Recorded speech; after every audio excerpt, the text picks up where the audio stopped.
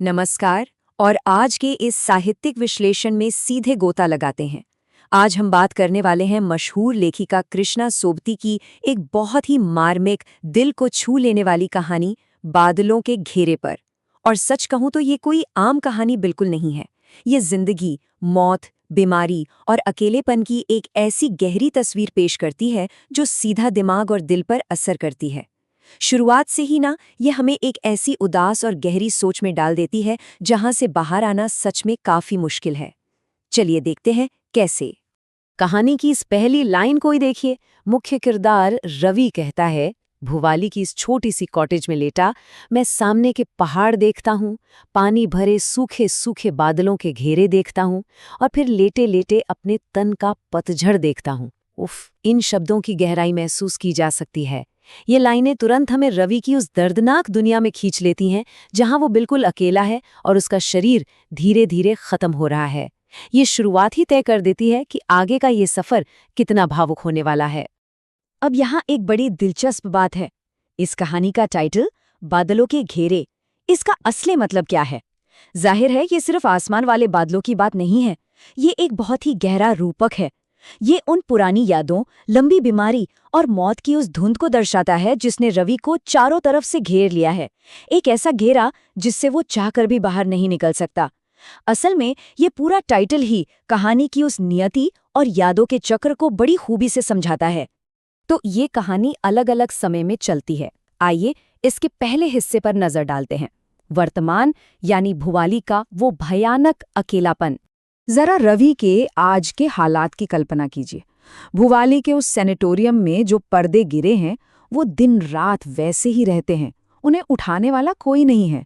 सुबह होती है, शाम ढलती है, रात आती है, बस एक निर्दयी चक्र चल रहा है। एक लोहे के पलंग पर रवि का शरीर धीरे धीरे घुल रहा है और उसके आसपास क्या है? सिर्फ और सिर्फ दवाइयों की अनगिनत शीशियां। ये अकेलापन, ये सिर्फ शारीरिक नहीं है, ये आत्मा को भीतर तक चीर देने वाला अकेलापन है। यहाँ समझने वाली बात यह है कि रवि अब अपनी उस पुरानी खुशहाल और स्वस्थ जिंदगी से पूरी तरह कट चुका है। एक वक्त था जब उसके पास सब कुछ था, परिवार, प्यार, खुशियां, सब कुछ। लेकिन आज उस बेजान और ठंडे कमरे में फंसकर उसे ये भयानक एहसास होता है कि जिसे वो सच मानता था वो सब बहुत दूर छूट गया है। अब उसके पास सिर्फ अपना ये बीमार, खत्म होता हुआ शरीर ही बचा है। अब चलते हैं कहानी के दूसरे हिस्से की तरफ, अतीत में, जब उसकी मुलाकात मन्नू से हुई थी। इस टाइमलाइन से कहानी की दुखद ट्रेजेक्ट्री एकदम साफ हो जाती है। सबसे पहले रवि अपनी बुआ के घर मन्नू से मिलता है। फिर वो तपेदिक यानी टीबी की शिकार मन्नू से मिलने पाइन्स कॉटेज जाता है। पर वहां क्या होता है? बीमारी के डर से वो भाग खड़ा होता है। खुद को बचाने के लिए, एक नॉर्मल जिंदगी के लिए वो मीरा नाम की एक स्वस्थ महिला से शादी कर लेता है। लेकिन नियति का खेल देखिए, वही बीमारी अंततः उसे वापस उसी भुवाली में ले आती है। ये एक ऐसा लूप है, एक ऐसा चक्र है जिससे रवि कभी बच ही नहीं पाया।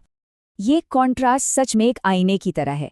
सोचिए, अतीत में रवि बिल्कुल स्वस्थ था। वो मन्नू की बीमारी को बाहर से देख रहा था और उस बीमारी को छूने से भी डरता था। लेकिन आज क्या है?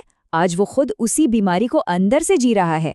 जो डर उसे कभी मन्नू से दूर ले गया था, आज उसी बीमारी ने उसे पूरी दुनिया से दूर कर दिया है। ये विरोधाभास हमें बहुत गहरी सोच में डाल देता है ना? चलिए अब कहानी के तीसरे और शायद सबसे इमोशनल हिस्से पर बात करते हैं, डर और अनकहा प्यार। रवि के अंदर एक बहुत भयंकर जंग चल रही थी। एक तरफ उसका मन करता था कि वो मन्नू की उस कमजोर बाह को छू ले, उसे गले लगाए, उसके आंसू पोंछे। लेकिन दूसरी तरफ टीबी के इन्फेक्शन का उसका डर इतना हावी था, इतना ज्यादा था कि वो कभी मन्नू की तरफ अपना हाथ बढ़ा ही नहीं पाया। हर बार उसका डर उसके प्यार और उसकी करुणा पर भारी पड़ गया। मंदिर के पास मन्नू ने जो कहा था वो कहानी का सबसे मार्मिक हिस्सा है। उसने कहा था, रवि, जिसे तुम झेल नहीं सकते उसके लिए हाथ न बढ़ाओ। बस इस एक लाइन में सब कुछ था। मन्नू रवि की कमजोरी को पूरी तरह समझ चुकी थी। उसने दिल चीर देने वाली एक लक्ष्मण रेखा खींच दी थी।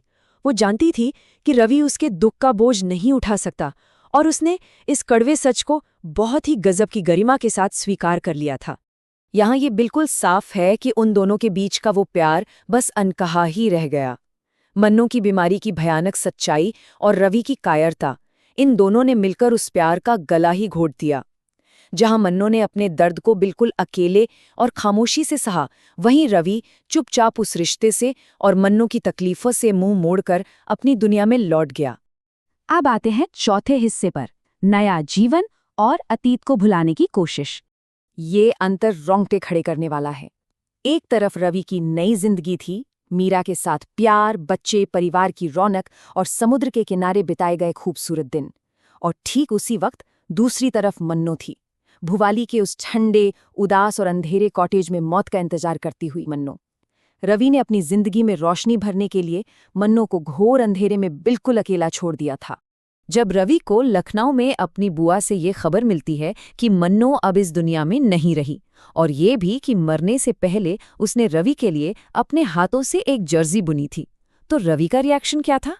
उसने उस दर्द का सामना करने से ही मना कर दिया। उसने जानबूझकर उस तकलीफ को अपने दिमाग से बाहर निकाल फेंका, ताकि उसकी अपनी पारिवारिक खुशियों में कोई खलल न पड़े। उसकी वो कायरता, वो तब भी वैसी की वैसी ही थी। लेकिन अब यहाँ एक बहुत बड़ा सवाल उठता है।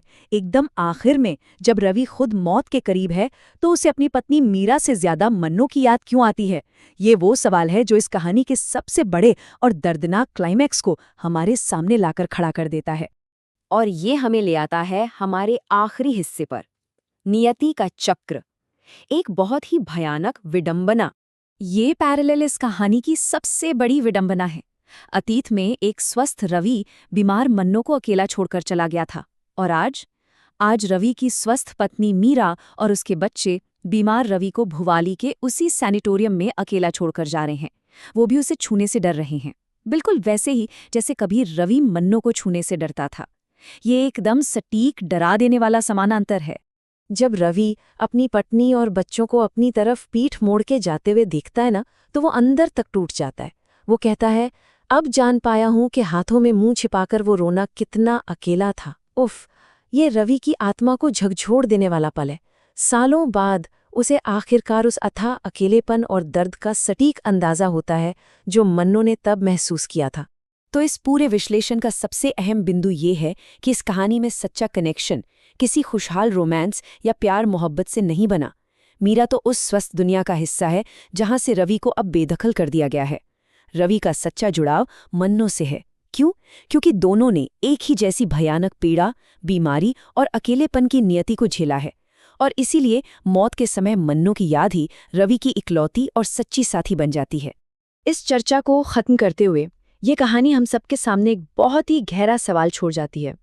क्या मानवीय सहानुभूति इतनी कमजोर होती है?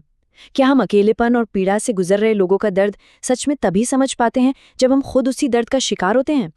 जब हमारे खुद के चारों तरफ मौत और बीमारी के बादलों के घेरे सिमटने लगते हैं? कृष्णा सोबती की ये मास्टरपीस सिर्फ रुलाती नहीं है, बल्कि हमें हमारे अपने मानवीय स्वभाव पर गहराई से सोचने के लिए मजबूर कर देती है। इस पे जरूर विचार कीजिएगा।